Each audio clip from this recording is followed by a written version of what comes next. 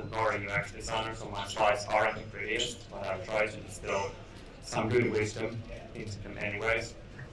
So the topic for today is approaching play learn from FreetoPlay, specifically focused on some categories and genres that sort of I think will be interesting to follow in the near future, mainly from what we've seen in the previous hours of gaming and what really sticks with players. And I'm personally very curious to see more entrants going in there. In the presentation, I will be using play to earn as an overarching term for all the derivatives: play and earn, play to own, content games, blockchain games, crypto gaming, but just to keep them under the same umbrella. Just a quick CV on my part. So I'm Anton. I'm a principal at Play Ventures, and we're a gaming-focused early-stage pre-seed firm based out of Singapore and Helsinki. And we've been up and running since late 2018. We've mainly been investing in the free-to-play ecosystem for the past couple of years. Our team members mainly come from that background. And did our first investments in crypto gaming later in early 2019. That's also when I joined initially as a venture partner to the firm. Before that, I was working on my own startup in the crypto space, mainly on the analytics side in 2018-2019. And before that, I was also in VC for a brief time. Started a pre-seed firm in Helsinki, backed by Supercell, Skype, some other Nordic entrepreneurs, where I mainly focused on games investing. And probably the main reason why I ended up working with games, investing in games, is that I'm also a lifelong Retribution paladin in World of Warcraft. Anyone here playing World of Warcraft or have played? Seeing a couple hands here, it's good. And during nights, also a podcast host at Deconstructor Fund, which is the largest business-focused gaming podcast in the world, where I run or co-host the crypto segment called Tokenomics, where we try to explore everything at the intersection of what's happening in traditional gaming and what's happening on the Web3 side of things as well. And you can find me on my Twitter handle, Retro Paladin. So that Paladin legacy will probably follow me until all the Blizzard servers die. When we're looking at the current play to earn space and sort of where the next steps will be, I think it's a good time to stop and think, where are we now in terms of what's happening. Now we saw what Top Shot did last spring, followed by the Axie craze, and everything that enabled, obviously, the success of that game and the company spurred a lot more capital inflow into the space, a lot more startups getting funded across the board, and currently seeing very, very different takes on what blockchain gaming is and what it's going to be. Obviously, the presence now of on-chain components in game development has resulted in this very broad spectrum of innovation. We're seeing these kind of NFT things, closed ecosystems as the Quartz for Ghost Recon NFTs created by Ubisoft. We all know how that reception was from the player base. I'll get that into that in a bit. And then on the other end of the spectrum, we have these fully on-chain experiences, mainly driven by Dark Forest and a few other ones where even the game state lives on-chain and taking a very maximalist view into game development, if you will. I think the key takeaway here is that we don't know what the right approach is yet. There's likely no one-size-fits-all solution here, but it's more about the trade-offs that each developer decides to make and take before when deciding what audience they want to develop for, what game they're going to develop. Seeing that likely someone who is very much a crypto native likely appreciates more components of the game being on-chain versus then a casual player who mainly enjoys Candy Crush. And if we're at some point, as I would want to, those players are also onboarded into games where a lot of the backend is running on-chain, those components are likely not as important. It's more about the UX play and how you obfuscate whilst keeping the necessary things on-chain as well for those players.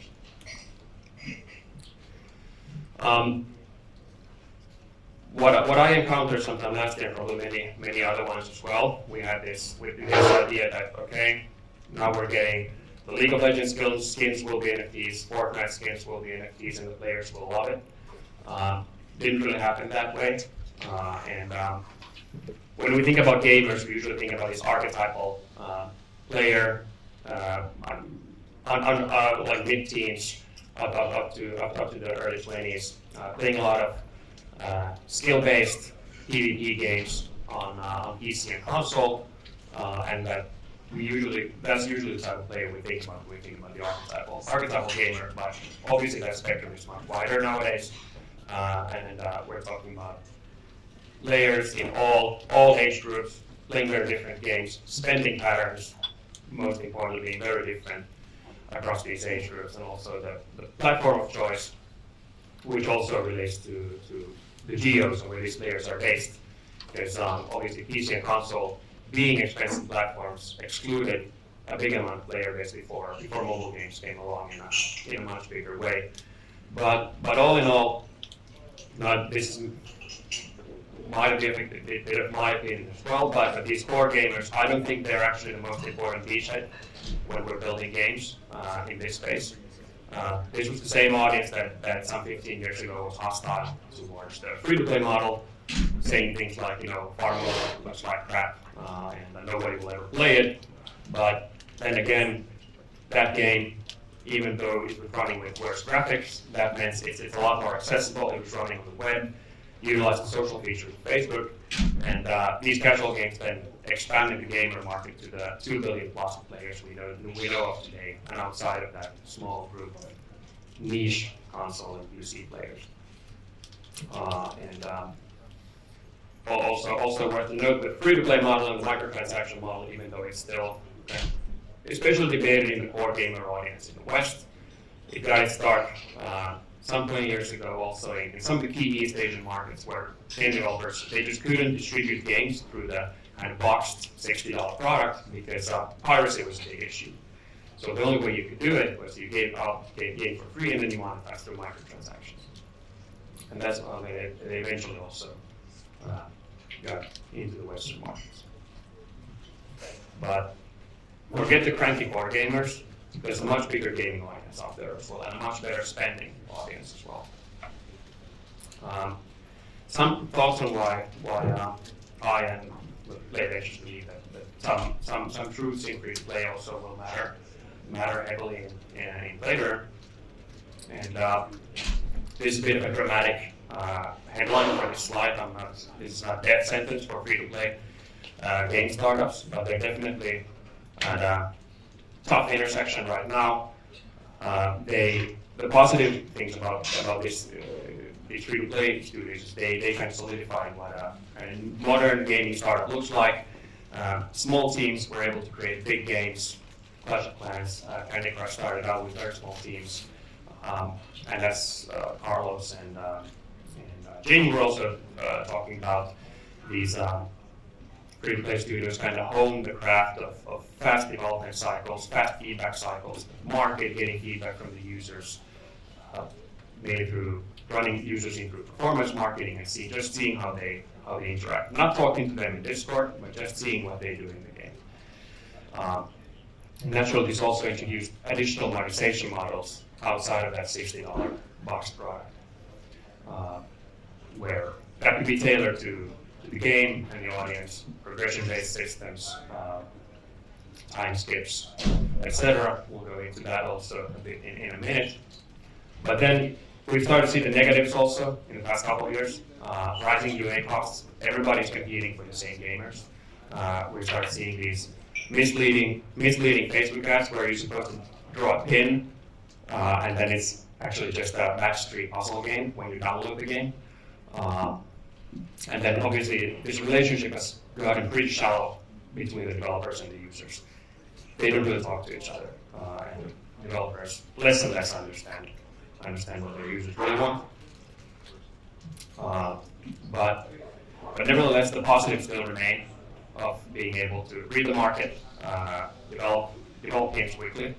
But now, how could we utilize this more in a play-to-earn perspective, because I do believe that play-to-earn is it's not a competitor to free-to-play. I think it's the natural evolution of free-to-play, because it's mimicking a lot of the same models, it's mimicking a lot of the same player behaviors, but now with the added both complexity, like the added possibility also of including players in the economies of these games, thereby boosting all top-line metrics from retention to monetization of these games.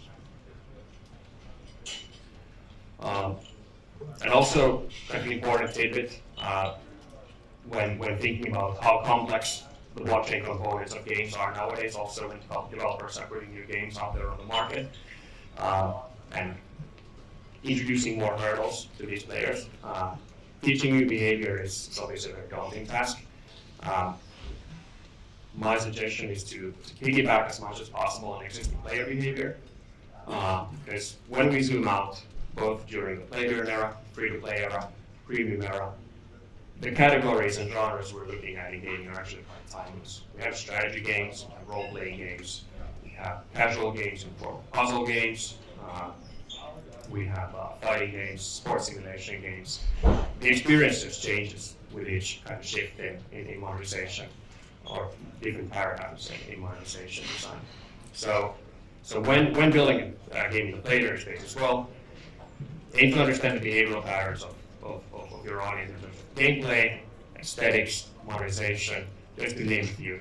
Because if I mirror to free-to-play again a bit, I'm currently seeing in play-to-earn a lot of space and sci-fi themed strategy games, card games, but then if we look at free-to-play and see how many sci-fi and space themed games we actually see, we don't see much outside of Star Trek and Star Wars themed games, because they have very strong and niche audiences, and sci-fi in the mass market of gaming is actually quite a niche aesthetic and theme and art style they go after. So I think there's a lot to be learned also from understanding what aesthetics in games actually appeal to that target demographic. So if you're building a strategy game, it's more likely to find an audience with a historical theme than going with a space/sci-fi theme. And here, this is what I think is the most important part here, why I think some of these key audiences in free-to-play and genres are super interesting when you think about play-to-earn. Because usually what I get is, when I talk to people interested in blockchain gaming, that they find this idea of bringing skins and other cosmetics on-chain, but that's kind of a killer use case for NFTs. But you're capping a bit kind of the design space for that NFTs if it's just going to be a cosmetic. I think if NFTs can actually affect gameplay, there's a much broader design space available, and you can do much more interesting stuff. But if we again talk about this typical archetypal Western gamer that only wants to play skill-based online games, then they only want to monetize their cosmetics, because pay to win has never really been a thing for that audience. But if we look at the free-to-play audience, mainly plays on mobile, that audience also in the West is very accustomed to pay for power, they pay for profession, and anything that would traditionally be categorized as pay to win. But the fact remains that there is a huge audience and a lot of dollars going after those kinds of games, even though personally also as a player, I don't personally play these games too much, but we have to acknowledge that there is a large audience for these types of games.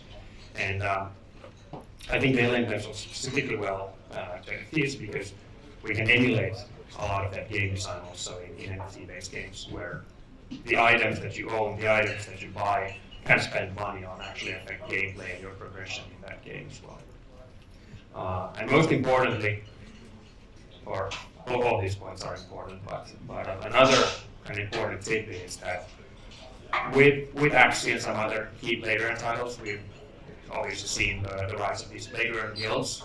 But the fact remains that the ones that act through the scholarship model, there is a strong value extraction sort of emphasis to them, and they aim to get value outside or take value out of the games that they participate in, which then and introduces some very novel challenge for game developers that previously didn't exist in the same way. Obviously, we had the gold farmers in World of Warcraft and RuneScape and many other ones, but now when it's more accessible, then there will be more value extraction as well, and it's something for developers also to tackle and keep their economies in check. But looking at this audience that is used to spending and playing free-to-play games, they pay and play for fun, not to earn. And I think they will be key and pivotal to get on board to your games as well in order to keep those economies in balance and have the sort of earners to farm the assets, farm the resources for these players so they can consume, spend money, have fun with them. Just quickly on the topic, this is a messy slide, quick taxonomy on when I've chosen a couple of 3-4 key genres that I think are interesting. We could go through all of these basically, but I've chosen a few ones that I find specifically interesting when it comes to player gaming and what developers might want to consider when thinking about what kind of games they want to build. But overall, we're looking at casual games, think Candy Crush, Toy Blast, Toon Blast, Bejeweled Blitz, mid-core, think on the strategy side, think about Clash of Clans, Game of War, RPGs, everyone's favorite, Raid Shadow Legends, probably everyone's seen the commercials. And then we have some smaller categories, but still meaningful. Sports and driving, and then casino. Not being real money, but social casino. And starting with, in terms of the categories that I think will be part of these beachhead categories in the next wave of later in gaming, are ones that, as mentioned, they monetize in progression and or emulate real-life models. With mid-core games, and I'm mainly focusing here on 4X strategy and RPG games, they mainly monetize in progression. And then the sports category, which I've chosen as the third one, the monetization emulates a lot of real-life models in sports as well, and that's part of the reason why I believe that the model works so well for that category, despite it's not working in many other categories. Starting with strategy games here. So when talking about strategy games, it's basically 4X games that is the elephant in the room. The mid-core genre, that's roughly, excluding China, Japan, South Korea, that's roughly 15 billion in annual player spend. And out of that 15 billion, 6.4 billion is of 4X games. And you guys might remember some of the commercials some 10 years ago of Game of War. I think Kate Upton was in that commercial, and Arnold Schwarzenegger doing the Mobile Strike commercial. Really big, really large-scale games. Poor graphics if you ask any player, but what they did really well was how they built the social and how they built the economy for those games, because you could just spend incredible amounts of money on those games. And a typical whale spender for some of these titles was spending roughly $100,000 annually on playing these games. So we're talking about a very small part of the player base actually paying for these. And none of this was resellable. Everything was, or everything is in this category still. If we look at it from a player perspective, everything is still a bottomless bucket in that sense. But 4X, for those who don't know, stands for, I need to remember this, it's explore, expand, exploit, and exterminate. So if anyone's played Age of Empires or any of those RTS games as well, we're talking about very similar games. But emphasis on strategy, getting resources, attacking other people's bases, increasing your status in the game essentially.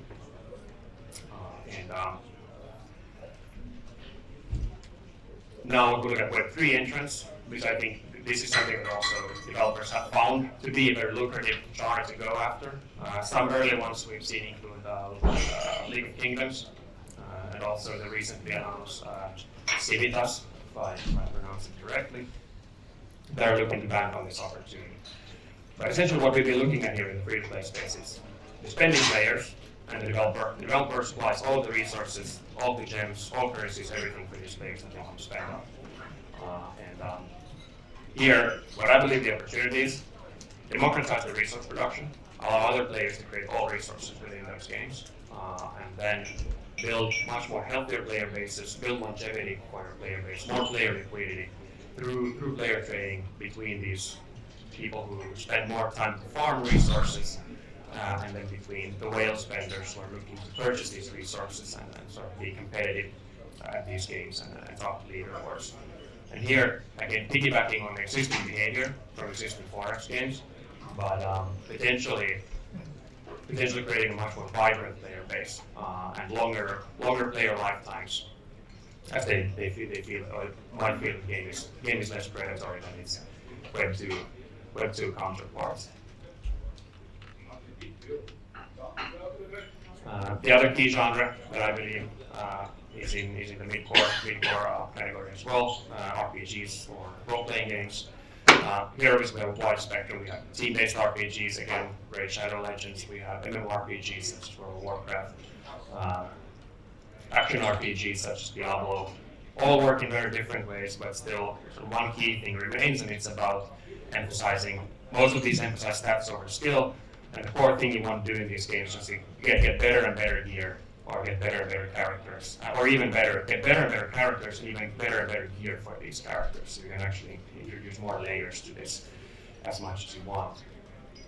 And becomes straight up sort of an economic play where skill usually matters less in these games. Here, a screenshot again of Raid Shadow Legends, and then not a direct counterpart, but something I found interesting in the Web3 space, being crypto raiders, also about going into dungeons, getting better gear, upgrading your gear, doing more difficult stuff, and just continuing that loop to perpetuity.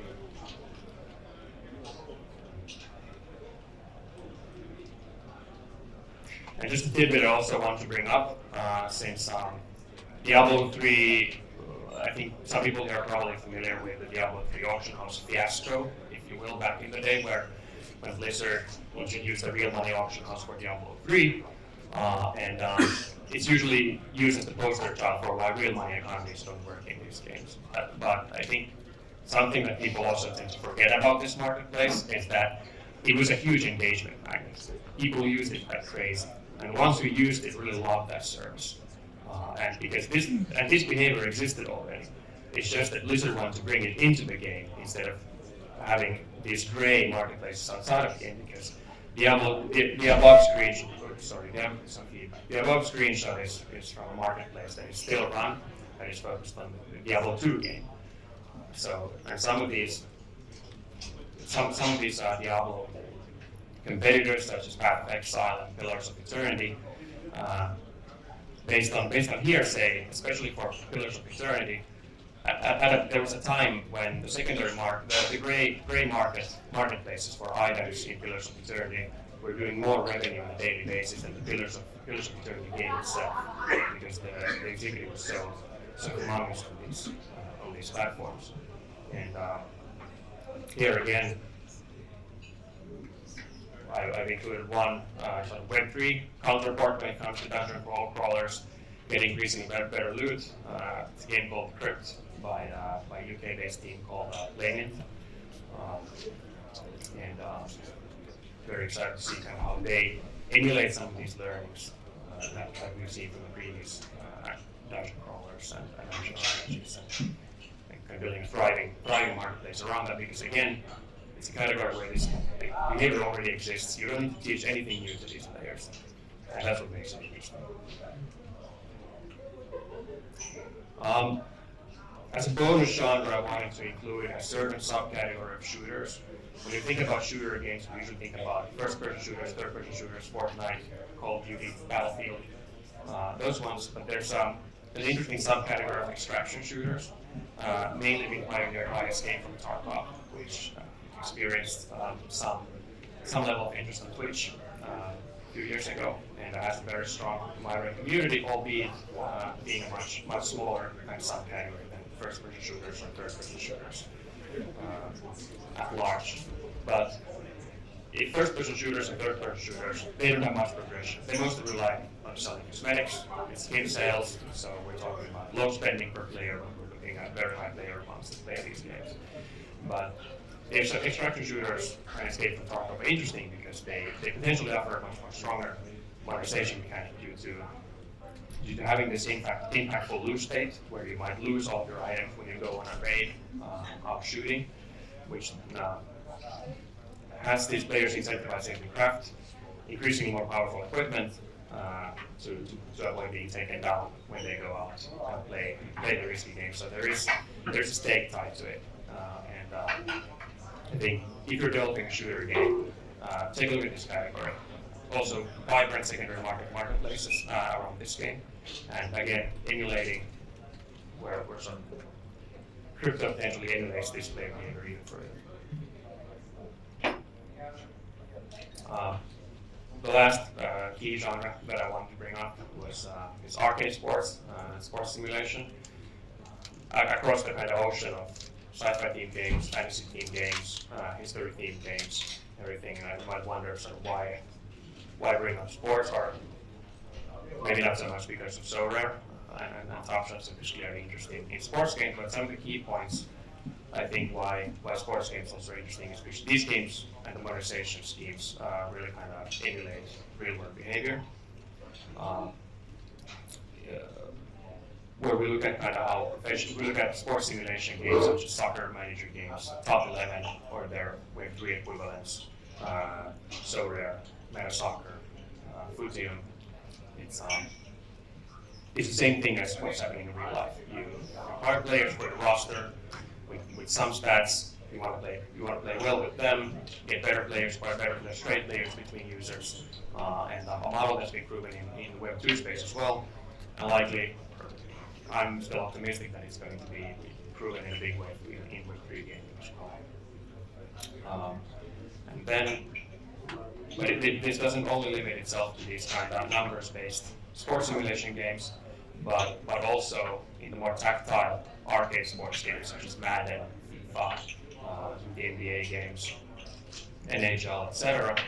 And here's what I think is the most interesting thing about these. When we look at other genres and categories for the core PC or console audience, anything that smells like pay to win or loot boxes usually gets the bad number. But when we look at sports, it's actually the biggest revenue driver for Electronic Arts. The Ultimate Team mode, mainly in FIFA, but also across the EA Sports portfolio, brought in a whopping 1.6 billion in revenues for them last year. And how that basically works is that they sell loot boxes that consist of random players. So if you want to play with a good team, you're just going to keep spending on loot boxes. But even so, the players just keep spending without any kind of possibility of trading these on secondary marketplace or retaining some of that value with a team they play well, or when they churn from the game, it's just like, okay, I got this account, but I can't do much with it. So there's an opportunity to create an open market for this kind of player trading. And I believe Sweden-based Bowls is working on something like this, and we'll see what comes out of it in the near future. Wrapping up with some key takeaways. If the NFTs in your game affect gameplay, then it's usually quite close to monetizing through power progression. So go for players that are accustomed to it. Don't try to shove it down people's throats who don't want to pay for build like that kind of monetization in games. Categories and genres are timeless. The people who played Age of Empires 20 years ago likely want to play strategy games again nowadays. Might be want to play other stuff as well, but the genre stick, the experiences change. It's about evolving over time. And identify the behavior of your audience and think how could you emulate that experience further in the game with the help of on-chain components. The on-chain components actually make the game better, or it doesn't only have to do with core gameplay. It has to do with the meta, and it has to do with the economy, and the overall experience when that player is interacting with the game. And that was all on my end on Slides part. So if anyone has any comments or questions. more than happy to hear about those.